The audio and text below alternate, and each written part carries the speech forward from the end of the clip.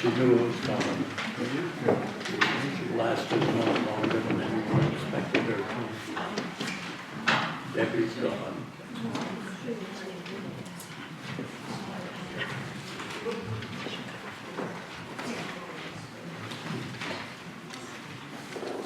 Good morning, everybody.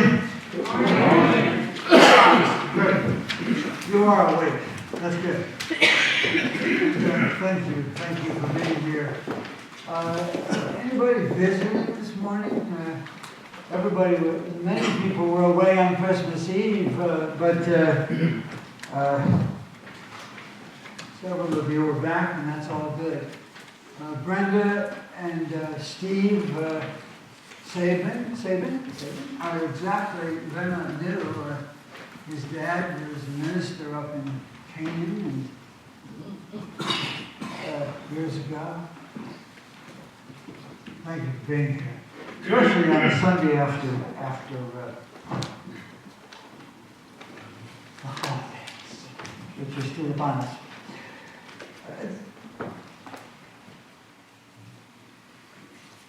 Wednesday, 250th anniversary celebration of Colebrook. The Tillotson Center. Is that across from the Parsons? Yes. That's where it is, isn't it? Yes, thank you. Well, I hope to see you all there, depending on the weather. And I'm going to be looking especially to see whether or not the history of the town, as it's presented, properly emphasizes the role of this church in the development of the town. I'll report back in case you miss it, because sometimes they do, and of course they've made the terrible mistake of having the Methodist Church as the other venue in town. I promise you, though, I will not embarrass you and stand out in front of the Methodist Church and say, you really need to be around the corner here at the Congregational Church. We have an announcement to read here as we start about the meeting. Who's going to read that? Yes, good.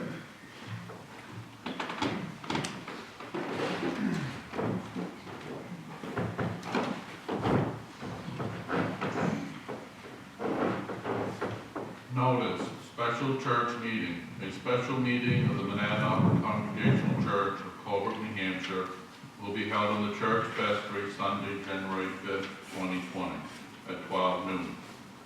This special meeting is called by the vote of the Church Council at its December 16, 2019 meeting for the following purpose. 1. To have laid before the church at a business meeting of this church the following motion, which will be acted on at the church annual meeting Sunday, February 9, 2020. That the Monadnock Congregational Church of Colebrook, New Hampshire withdraw from membership in the United Church of Christ effective immediately, and that the last sentence of Article 2 of the Church Constitution be changed to read, quote, the Monadnock Congregational Church of Colebrook, New Hampshire maintains its local autonomy, close quote. This notice shall be read from the pulpit at morning worship December 22nd, 2019 and December 29th, 2019. And it shall be posted on the front door of the church during this time period as well. Respectfully submitted, Brent Lyons, Church Clerk.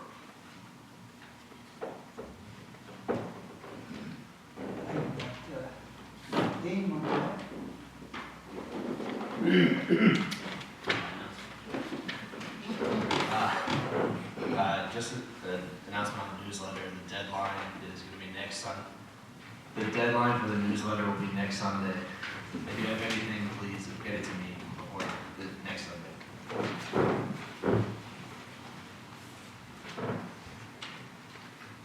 Are there any other announcements that we should share at the start here? I have one, incidentally, there's been some concern expressed realizing that next Sunday's is a discussion information meeting. It is not, as I understand it, a final vote. It's just a chance to talk it all through. If you were away over Christmas, as so many of you were, we have a camera over the door there in the church that is inconspicuous, but we'll send out across the world our worship services on Sunday morning. And I can promise you from past experience, that's a game changer. Please tell your friends to watch. And if you're tempted to stay home and watch, you're welcome to come here in your pajamas. The experience of churches that have done this, however, is that people do not stay home. A live concert is very different, of course, from the real thing, the real experience. Just a quick word about one of the hymns this morning. Because He Lives is generally, the last hymn is generally sung as an Easter hymn. But if the new reality of the living Christ has not come to you again this Christmas, perhaps it's well that we sing that hymn heartily. The opening carol, it came upon the midnight clear, may I remind you, was written by Edmund Sears, who was a well-known Unitarian minister. There is no mention of Christ in the words of this carol that you have all sung many times. It was Unitarian, and yet it flows like it was just a great devotional, and it's all about angels. And as you know, Unitarians sometimes have problems with angels given their theology, but nonetheless it is a favorite and beloved hymn and can be sung heartily by those of us who would claim to stand in the Trinitarian tradition. The other thing that's very important to note about this carol, and makes it more meaningful when you sing it, is that it was written in 1849, when America was in the midst of all the stuff that happened prior to the Civil War. So this is why the underlying theme of longing for peace is so dominant in this beautiful carol.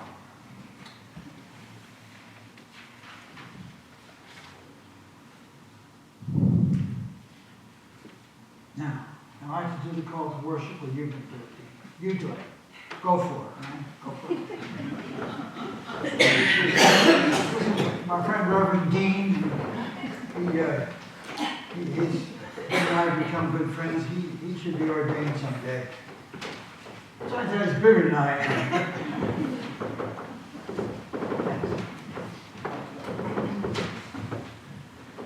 Will you please stand and join me in the call to worship?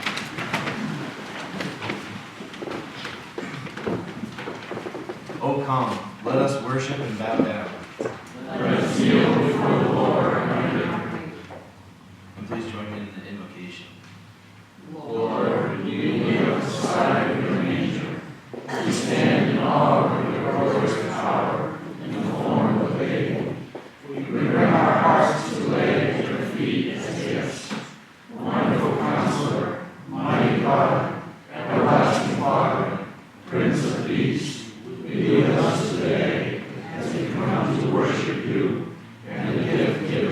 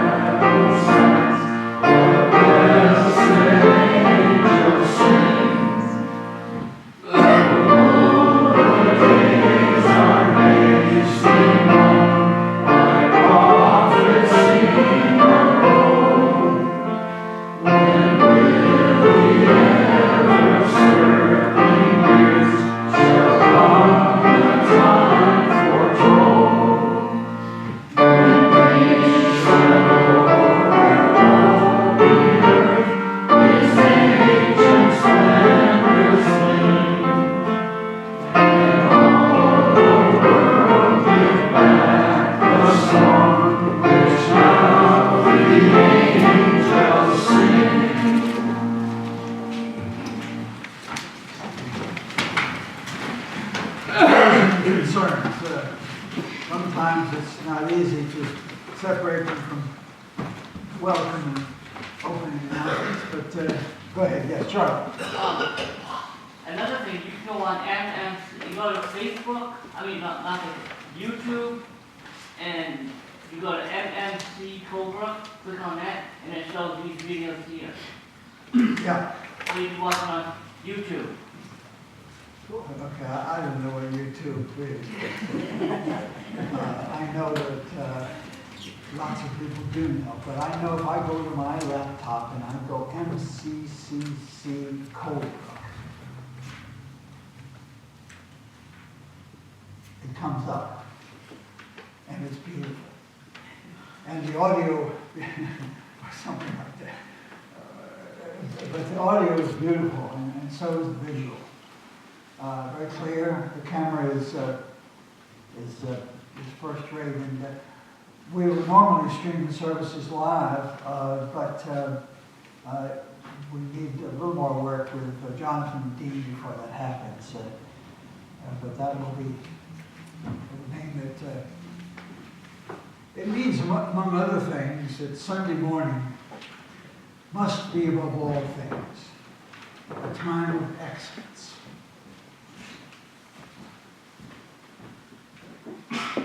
Having said that, any other concerns or joys? I have one. Yes, go ahead, Tim.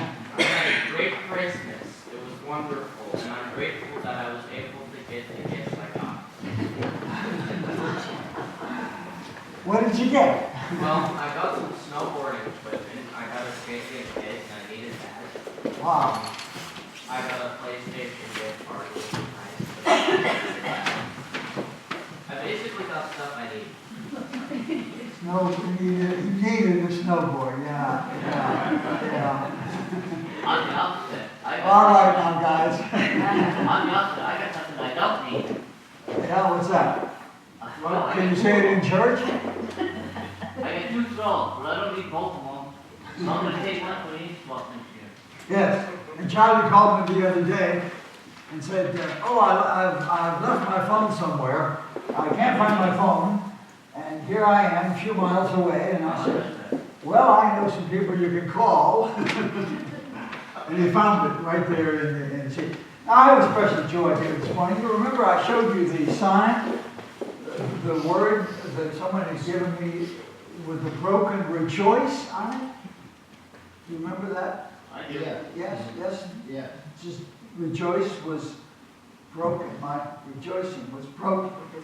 Have I made the point? Well, look what Skip gave me this morning. Oh, wow. Look at that. Is that, yes.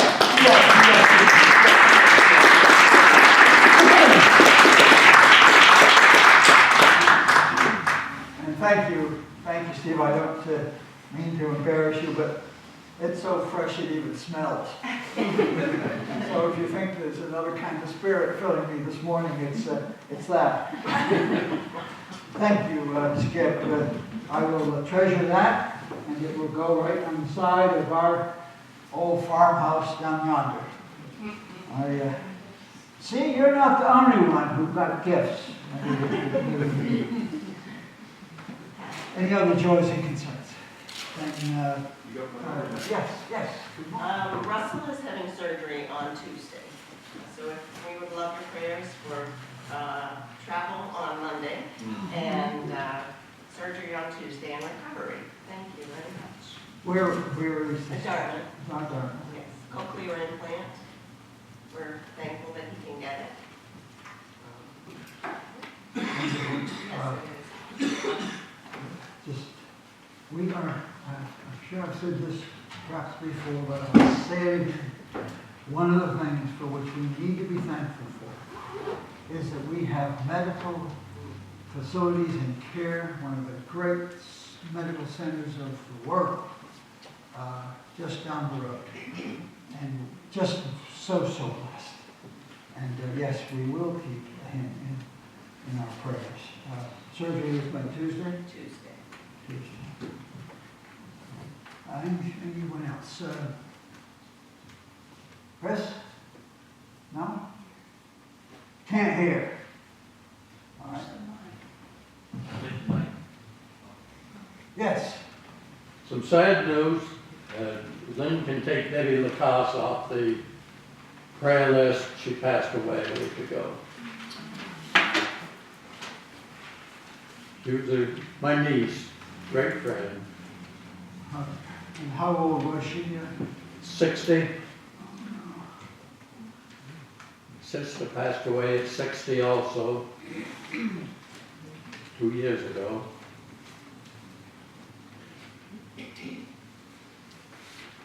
Every day is a gift. Yeah, every day. Every day is a gift. It certainly is.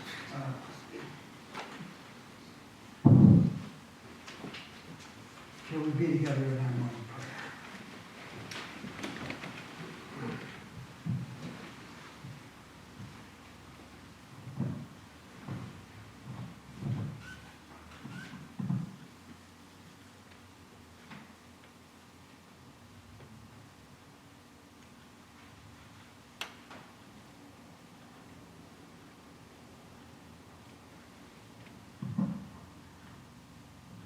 Out of the silence, O Lord, we lift unto Thee the cares and the depth of our heart and head. We thank You for the amazing progress of modern medicine that can do so many things.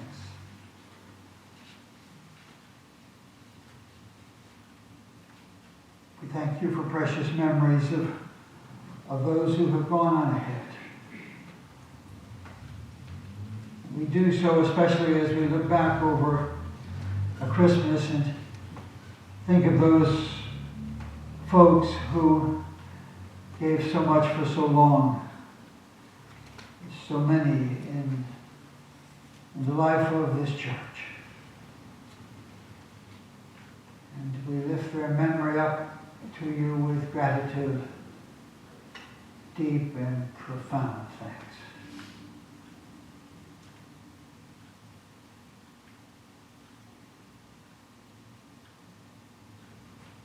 We give You thanks, O God, for the mystery of this day and the things we do not understand and the things we do not have to understand.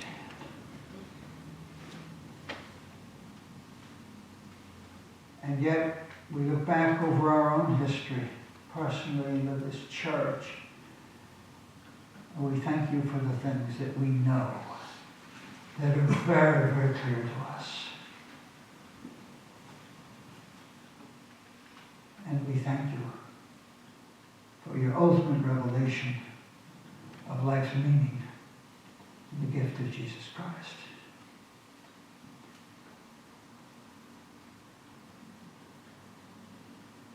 We puzzle with the fact that somehow Christmas has come and, so to speak, gone, at least by the count of days, and before us waits yet another year.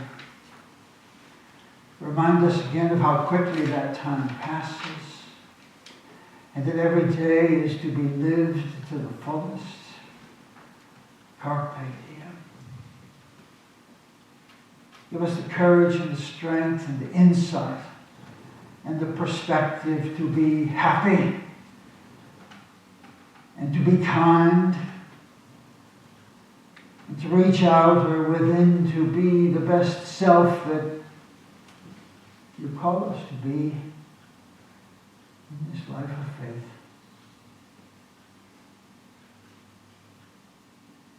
We pray not only for ourselves, those we love in this church, but for this world which is so hungry for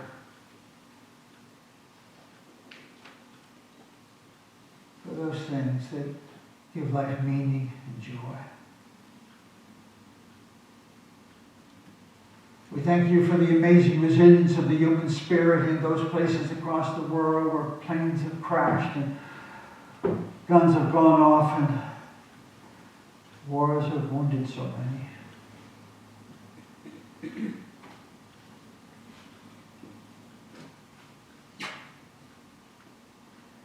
For some special measure of courage, we ask for that. Our Father who art in heaven, hallowed be thy name. Thy kingdom come, thy will be done on earth as it is in heaven. Give us this day our daily bread, and forgive us our trespasses, as we forgive those who trespass against us. And lead us not into temptation, but deliver us from evil. For thine is the kingdom, and the power, and the glory forever. Amen.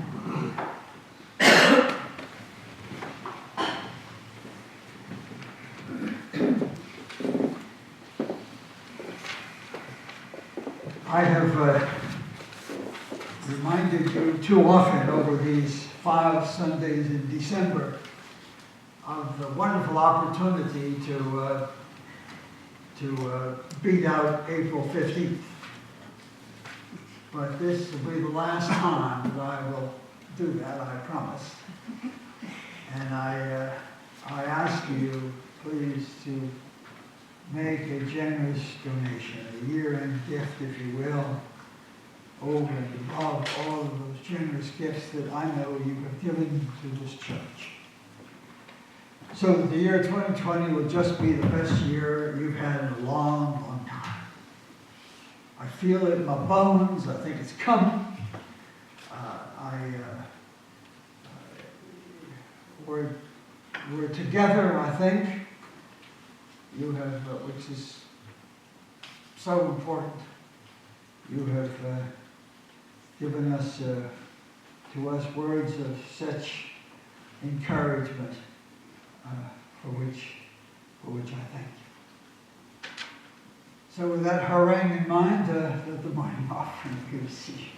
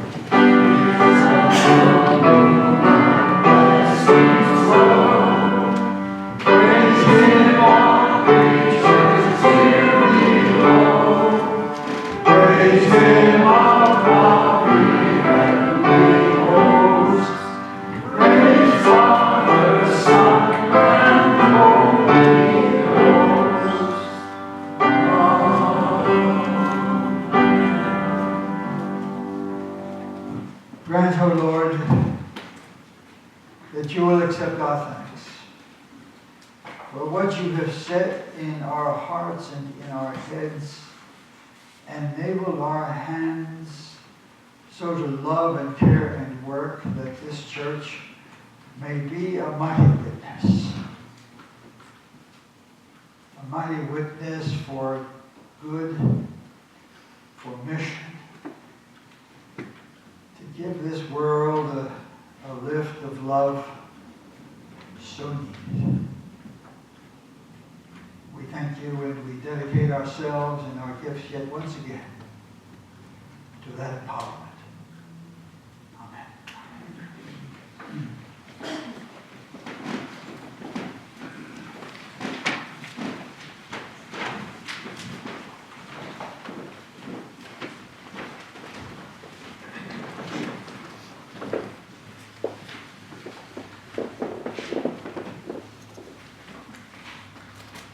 Great old carol. We've all felt it. That's it.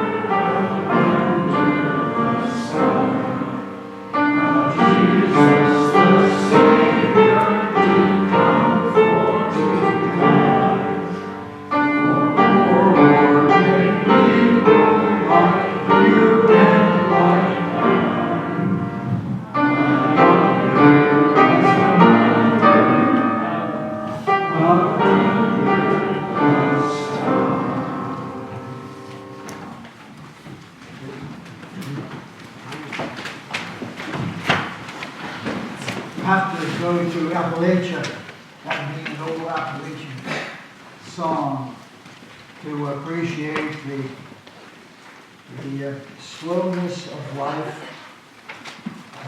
in poverty and in thoughtfulness and in the coping skills that are uniquely required from those who are not inherent. Now, I want to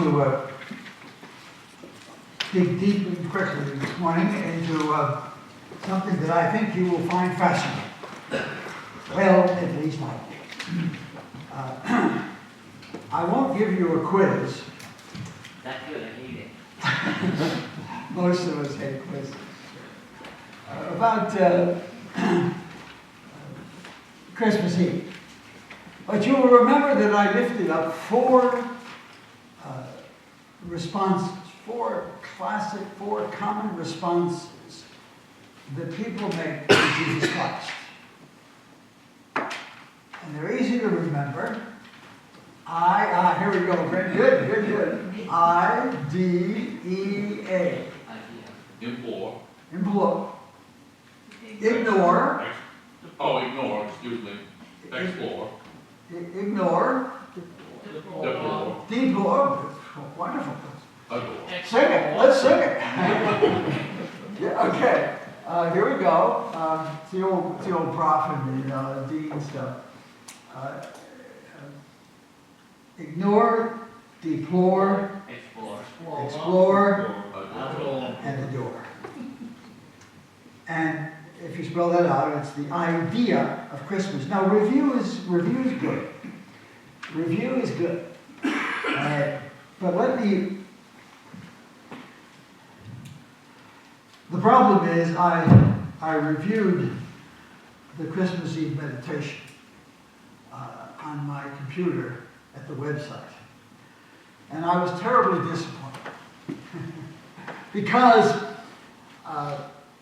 I neglected something very, very important. I am a biblical preacher. I think this book, this Bible, our story, and I've been doing this for a few years, is so sufficient. And its authority is not because of, well, tradition is important, but biblical authority is important because it confirms human experience. And I think that makes it unarguable, and it allows us to merge the varying interpretations of the Bible from the literal to the liberal to the something in between. It brings us to an affirmation of an eternal truth that gets reaffirmed, hopefully, every time we gather. And so I want to revisit two passages. One in Luke. Now remember, Luke was a Gentile physician. Matthew was a tax collector of all people. Enough said there. But you might expect them to have a very different point of view, but that's just the point. And I want to ground this in these two passages. 50th verse, 2nd chapter of Luke, first of all. The angels went away. The shepherds said to one another, "Let us go over to Bethlehem and see the thing that's happened." Let us go over and see. Let us explore. Let us have a look. I know more people who can tell me about the Church of Jesus Christ who know nothing about it. They don't know what we stand for. They don't know what we're trying to do or be. They haven't gone over to see this thing that has happened. Which the Lord has made known to us. And they went with haste and found Mary and Joseph the babe lying in a manger. And when they saw it, they made known the saying which has been told them concerning this child. All who heard it wondered at what the shepherds told them. But Mary kept all these things in her heart. God, I could write a book on what Mary must have kept in her heart.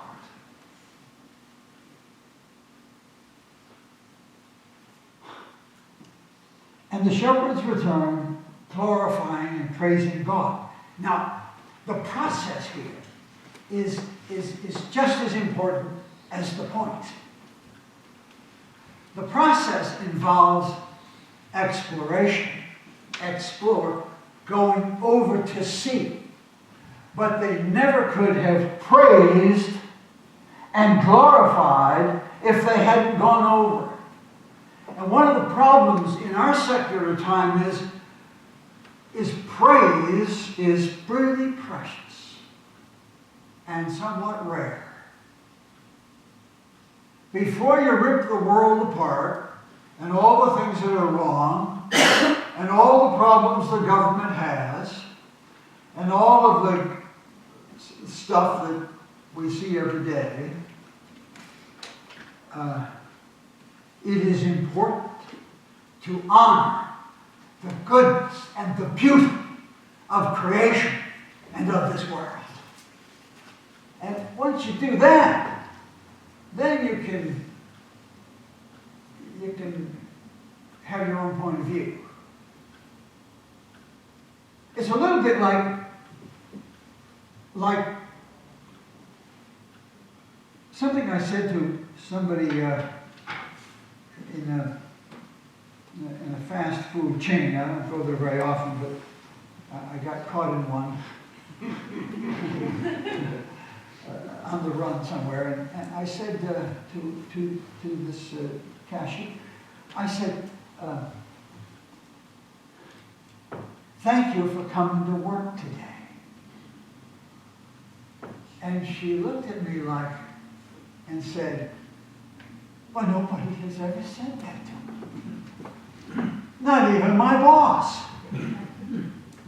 So you see, until we can, and then, as any good teacher knows, you compliment, you encourage, and then you can correct and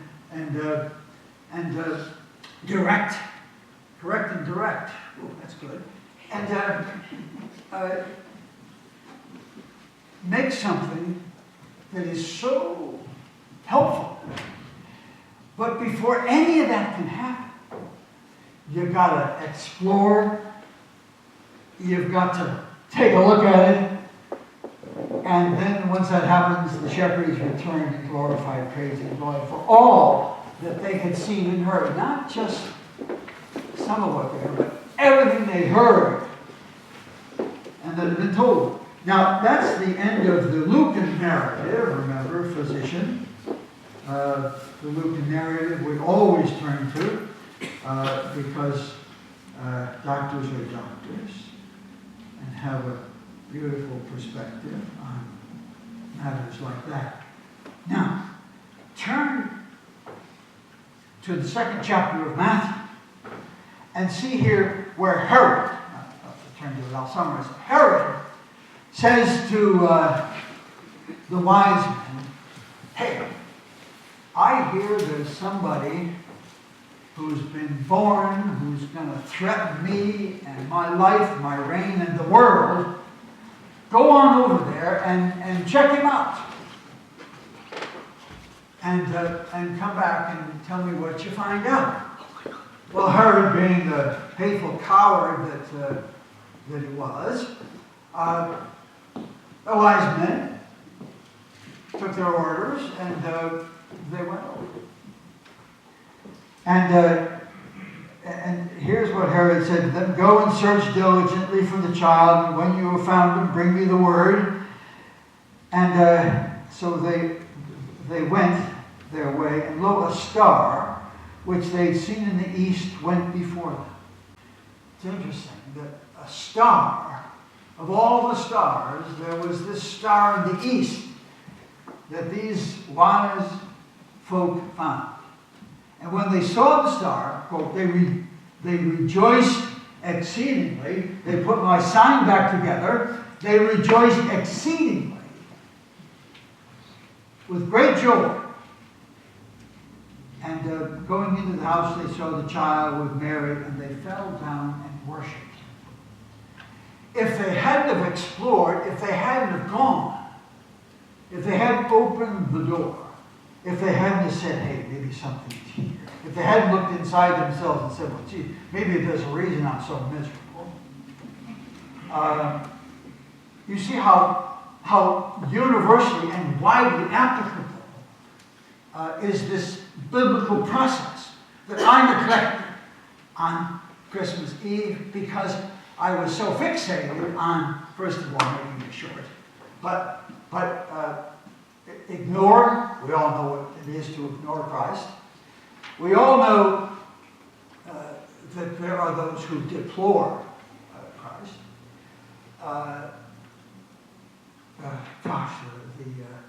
The anti-clericalism, the anti-church stuff, we went through this impeachment where the town meeting was held every year until somebody said, well, geez,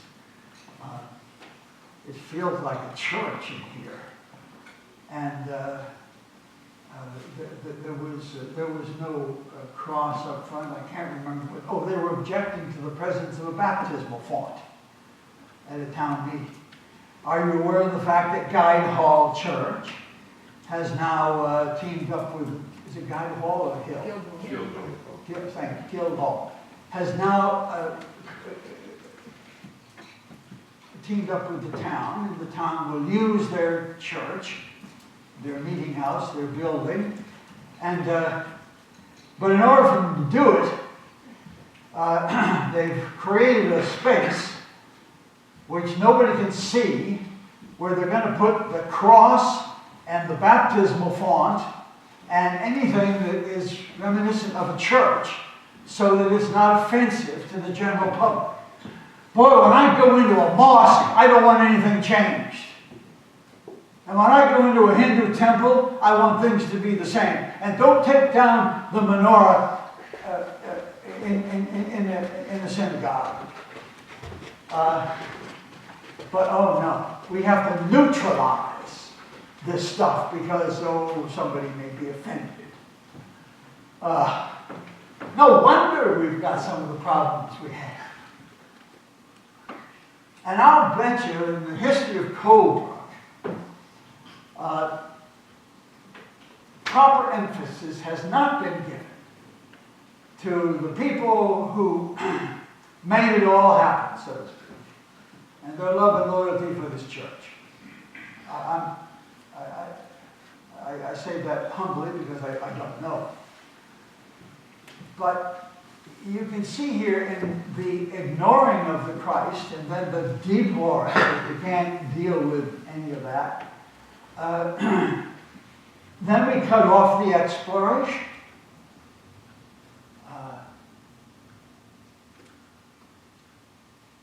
Visitors that came in the church not long ago and looked at the baptismal font, wanted to know what that was. They explored it. They asked, oh, this is a great idea. Yes, we baptize babies, and we ask, and adults too, and we ask them that their parents will try to raise them to be, if you will, to live in the ways of Christ. Now, this is profoundly biblical, but you can treat it at an entirely different level. You can just talk about the ignorance, the ignore, the deplore.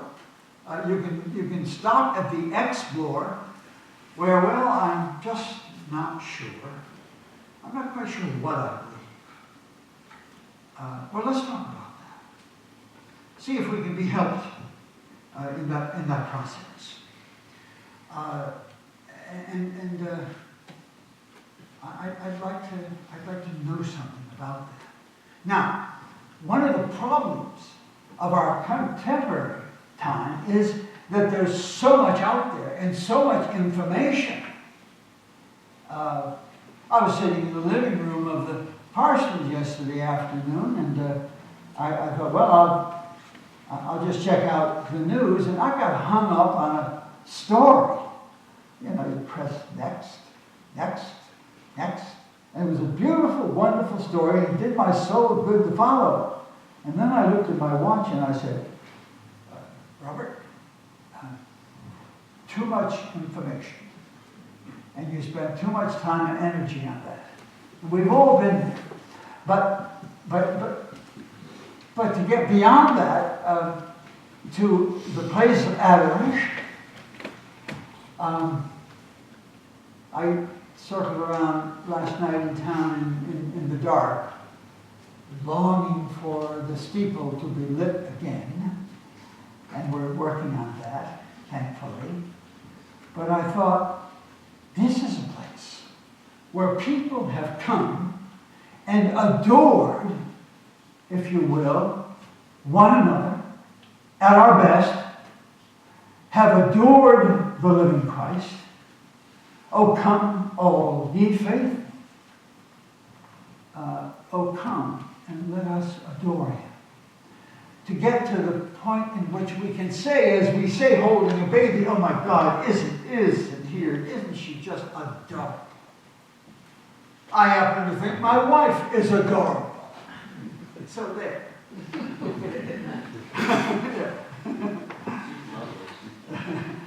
but that's a great way to feel. And you don't just get there. Yes, you fall in love, but we all know love is a long, sometimes very, very difficult journey. But the Bible makes the point that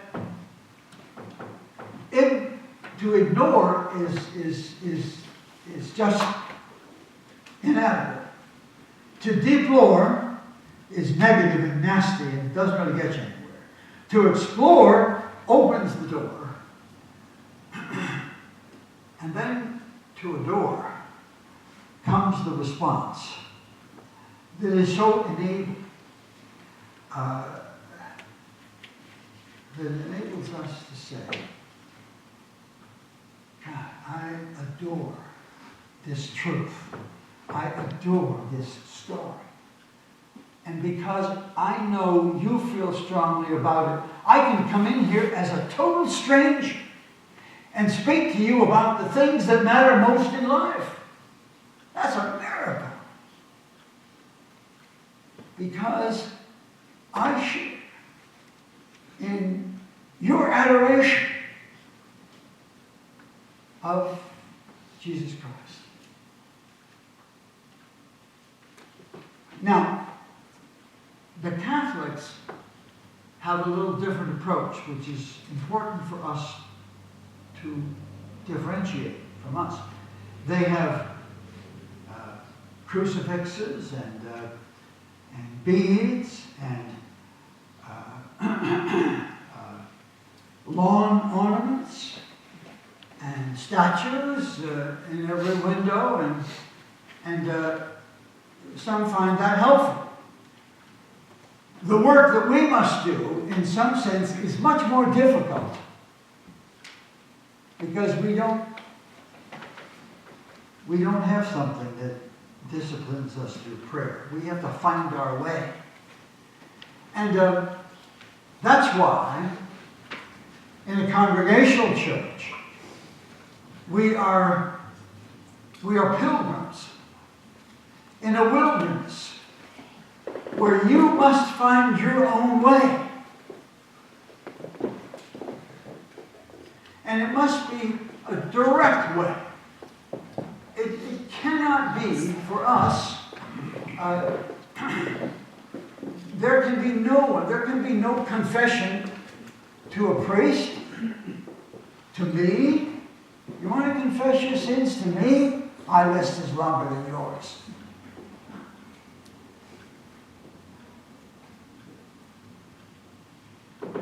So as Protestants, we protested against any interference. Adoration requires that we shift direct. Go direct, if you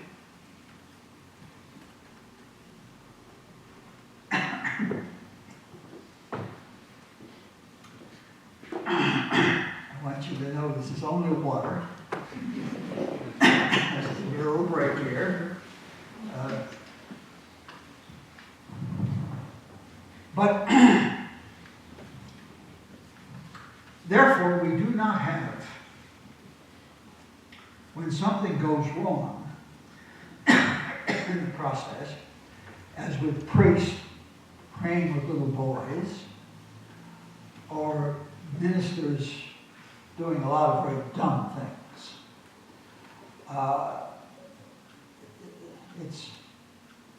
It's your relationship in adoring the Christ who will not let us go. Now, one last thing. Exploration can lead to adoration. Okay, hear this. Adoration. But adoration leads to appreciation. And when we appreciate something, we realize the tentacles that grow in the ground of gratitude. Because it's all about being thankful. It just, isn't it? It's just all about being thankful.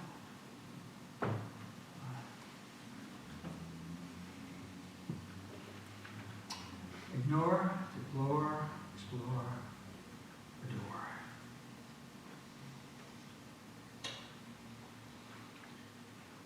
That's all I'm going to say about that. So, I love you. Love you. Thanks for being all that you are.